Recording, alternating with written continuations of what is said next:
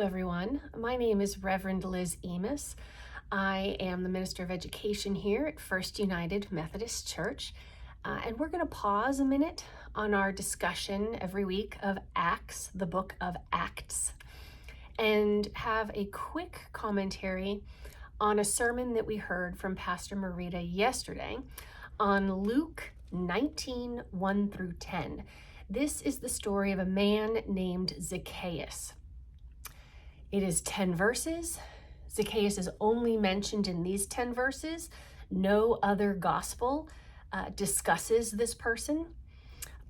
Do we know that this happened? No, we don't. Do we know that this man existed? No, we don't. But we're going to dive into this story. We heard Pastor Marita's sermon yesterday on how we can always be the light for people. We are to shine our light. And Zacchaeus chose to shine his light. He acts in this story. And Jesus then says salvation has come to this man in this man's home. We heard a sermon that was very much focused on the individual. I would like to take us through a system or a collective interpretation of this passage. No individual operates independently of the system in which they find themselves. So if we're going to look at the individual, it is upon us, it is our ethic that we also look at the system. So let me read this for you. Jesus entered Jericho, which is a city center known for its commerce, and was passing through. A man was there named Zacchaeus. He was a chief tax collector and was rich.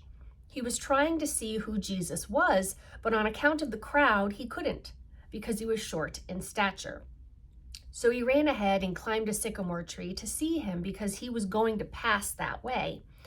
When Jesus came to that place, he looked up to him and said, "Zacchaeus, hurry and come down, for I must stay at your house today." So he hurried down and was happy to welcome Jesus. All who saw it began to grumble and said, "Jesus has gone to be the guest of someone who is a sinner." Zacchaeus stood there and said to the Lord, "Look, half of my possessions I will give to the poor, and if I've defrauded anyone of anything, I will pay back 4 times as much." Then Jesus said to him, "Today salvation has come to this house because he too is a son of Abraham. For the Son of Man came to seek out and to save the lost."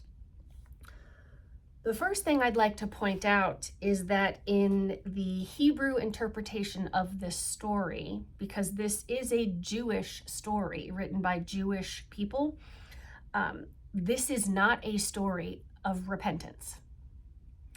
It is a story where someone is demonstrating their righteousness because they know what the right thing to do is. They're very wealthy, therefore they will give. We do not read, contrary to popular belief, that this man pocketed extra cash or taxed more than he was supposed to. Rumors kind of swirl around this story about that, and we don't read that in here. We do read that Zacchaeus was short, and Pastor Marita across the hall discussed a lot about when we feel small, and that Jesus helped him not feel small. And I agree with that.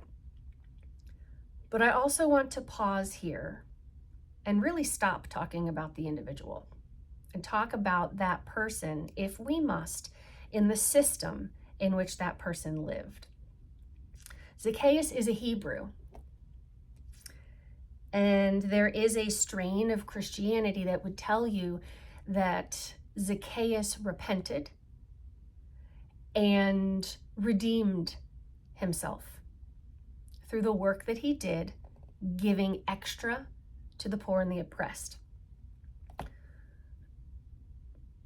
But there is also a strain of Christianity here, one that I subscribe to and one I've been taught to check for, that does not separate the individual from the system.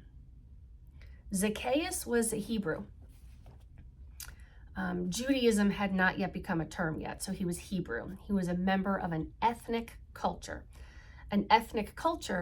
that was oppressed, persecuted, made fun of, overtaxed in a lot of ways.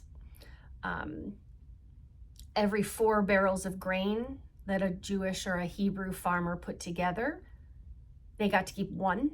The rest went to the Roman Empire. And yes, Zacchaeus was a Hebrew tax collector. So sure, that puts him in a very awkward position.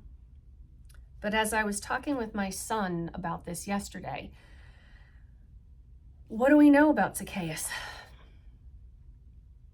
What do we not know? We do not know if this man was single. What if this man was married with children? We do not know if this man had a mother or a sister that he was also looking after. We don't know how many mouths he had to feed as a Hebrew man in empire.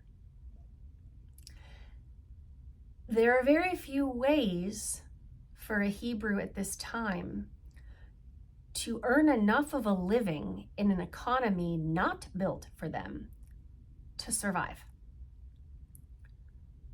It's also next to impossible to refuse the Roman Empire because it will get you killed. So, whether Zacchaeus chose to sign up to be a tax collector, and we can make an argument about whether choosing is even possible in empire, or if empire came to him and said, hey, we don't have a tax collector in Jericho. We need you to do that. Will you do that? Do you think it's possible to live and say no? I'm going to let that stay in the air for a moment. So, you know that the empire at the least teases the Hebrews, looks down upon them, thinks they're dirty, thinks they're unintelligent, thinks they pray to a God that doesn't exist, that nothing will save them, because that is their lot in life, to be oppressed and poor and hungry. And when Zacchaeus, a member of the Hebrew culture, takes a job as a tax collector, what do the Hebrew people around him do? How do they respond? It says right here, they grumble and they call him a sinner, a member of their own, one of their own. They begin taking on the very behaviors and mindsets that are placed on them by the empire.